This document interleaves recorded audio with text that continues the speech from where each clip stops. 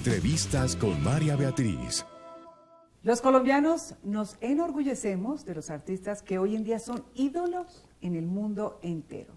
Pero en los años 60 y 70, nuestro país también vivió una época de esplendor, donde los ídolos de ese momento reflejaban el momento histórico, el movimiento social, cultural y musical que se estaba viviendo o que estaba revolucionando el mundo en ese instante. Pues detrás de todos esos ídolos del momento estaba un hombre que revolucionó la radio, la televisión y hasta el humor en nuestro país, don Alfonso Lizarazo.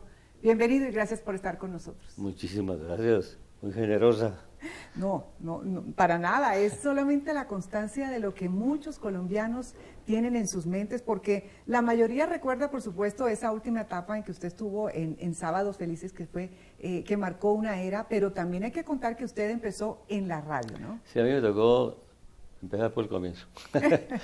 Me tocó el cambio cultural del medio siglo, que fue en los años 60, ¿no? En 68, 67, yo empecé a hacer Radio 15, y a crear la nueva gente, el comportamiento musical que generaron los Beatles y Rolling Stone y todos esos grupos, y que empezaba a llegar a estos países, ¿no?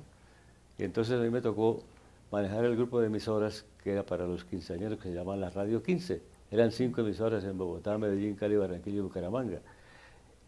Y ahí generamos el movimiento juvenil colombiano, que empezó Radio 15 lanzando cantantes como Harold, como Oscar Golden, como Annie Jaime, como Pablo Gallinazo, como Vicky. Bueno, Lidia Zamora también estuvo en el grupo. ¿Cómo llegaron todos ellos? Porque todos ellos fueron lanzados a través de estas emisoras en esa época. Yo empecé a hacer casting.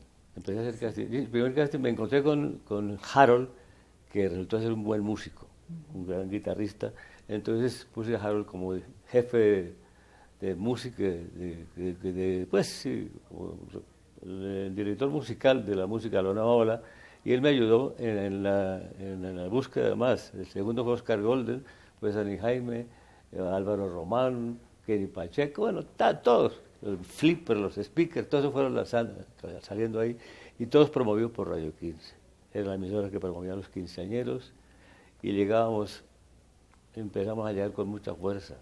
Es decir, la música de los 60 fue el cambio que generó total, un cambio general, donde la nueva ola no era únicamente de la música, era la nueva ola en el cine, la nueva ola en la literatura, la nueva ola en todo. Sí, era un momento revolucionario. El momento realmente. en que cae. Y eso no solamente venía del viejo continente y de Estados Unidos, sino que en Latinoamérica, en México, por ejemplo, en todos los países había igual ídolos propios, ¿no? Empezó a surgir como una generación propia y Colombia tuvo la suya. Claro, nosotros aquí, yo empecé lanzando la música de Paul Anka, el americano canadiense. Él fue el que empezó a pegar música de nueva ola. No me acuerdo exactamente de la canción, no me acuerdo el nombre, pero él fue el primero que empezó a entrar en la publicidad de la música. Bueno, y después los Beatles, y después todos esos grupos que... ¿Por qué tuvo tanto éxito y estos personajes se volvieron ídolos? Porque incluso todavía son ídolos de muchas generaciones. Claro, y que se empezaron a funcionar las discotecas. Entonces, los muchachos iban a bailar a las discotecas, y la música en las discotecas era pura música juvenil, pura música de rockera, bueno, moderna. Y claro, la gente en Colombia también se entusiasmó con esto. No solamente en Colombia, cada país tenía un ídolo. Claro. Los brasileños a Roberto Carlos, Rita Pavone en Italia, Antoine en Francia, Palito Ortega en Argentina. Bueno, en México también había muchos En México, artistas. Enrique Guzmán, César Costa, toda esta gente. Bueno, todos los países empezaron a tener ídolos, es decir, ídolos juveniles. Y propios. ¿no? Propios, y eran de reconocimiento internacional, ¿no? Entonces, claro, fue un movimiento que pegó. Los años 68 a los 70 fueron fuertísimos en eso. Bueno, la característica de esa época era, por supuesto, la pinta hippie, la pinta de los pantalones, la moda de lo que estaba en ese momento, pero también el discurso social. Detrás también llegó una época, bueno, Ana y Jaime y muchos otros que tenían esas canciones con un mensaje social, ¿no? Sí, pasando los 60, ya los 66, 68 hasta el 70, en los 70 empezó a funcionar a nivel internacional también la música de protesta. empezaron en el Festival de Woodstock, que lanzaron los cantantes de protesta en Estados Unidos, y empezaron a salir todos los cantantes de protesta en estos países, que entre otros era Annie Jaime eran de protesta, Sí. y Pablo Gairazo era de protesta, La Flor para Mascar. Sí. La famosa Flor para Mascar fue un éxito grandísimo a nivel internacional. Bueno, y todos los cantantes de todos los países tenían cantantes de protesta, ¿no? ¿Y usted por qué no siguió cantando? Porque usted cuando empezó en la radio muy, muy niño, empezó en concursos de canto, ¿no? En su tierra. Pues sí, yo, mi primera cercanía con un micrófono fue en un programa de aficionados en Bucaramanga que se llamaba Buscando Estrellas. Y yo me escribí para cantar y canté una canción de El Peso de España, güey. El Peso de España. Eso era de Juan Legido. Me acuerdo. Y canté eso, no, claro que no gané nada, ¿no? Me dieron una botella de ron y 2 pesos. Pero, y no me volvieron a presentar tampoco porque no me fue bien. No, Fue mi intención de cantar. Pero ya la música le Sí, claro, ¿no? le Y encantaba. sabía que había que necesidad de lanzar y de apoyar a la gente joven que estaba abriendo espacio, buscando entrar, ¿no? Porque estaba tomado esto por los grandes, los veteranos, ¿no? Todavía los boleros funcionaban mucho. Entonces empezaron a entrar las baladas que reemplazaron a los boleros, ¿no? Y los rock que reemplazaron a las guarachas y a todos los bailes, ¿no? Sí. Y a mí me tocó hacer todo ese tipo de cambios a través de la radio, ¿no? Bueno, era una época también en que la creatividad estaba a flor de piel. Ustedes buscaban esos talentos nuevos y creaban programas nuevos. Todo en radio, Todo en radio, pero igual así también llegó la televisión, ¿no? También fue un poco como por casualidad y la radio fue también el trampolín. Mucha gente de radio pasó a la televisión y ese fue el caso suyo. Es que la televisión llegó en los años 60, sí, prácticamente. ¿No? Caracol empezó en los años 60. Me acuerdo que uno de los que empezó en esos programas estaba empezando, ¿cómo se llama? ¿El cantante de moda en Colombia cuál es? ¿En esa época? No, ahora. Juanes. No. No. Otro muy de moda, a ver. Carlos Vives. Carlos Vives. Carlos Vives empezó en esa época, pues empezamos en Caracol a hacer la vida pues, para hacer un programa musical, un concurso, hacer la vida del gran productor de los vallenatos, el maestro Escalona, Rafael Escalona, y Vives hizo el papel de Escalona, fue su primer papel en la televisión. Bueno, ese tipo de cosas que fueron empezando. Yo, por ejemplo... Pero usted llegó a hacer televisión también un poco por casualidad, porque el sindicato de Acotv lo invitó. Bueno, tenemos un espacio, ¿usted qué nos puede ayudar a hacer? En televisión no había, en televisión no habían programas musicales.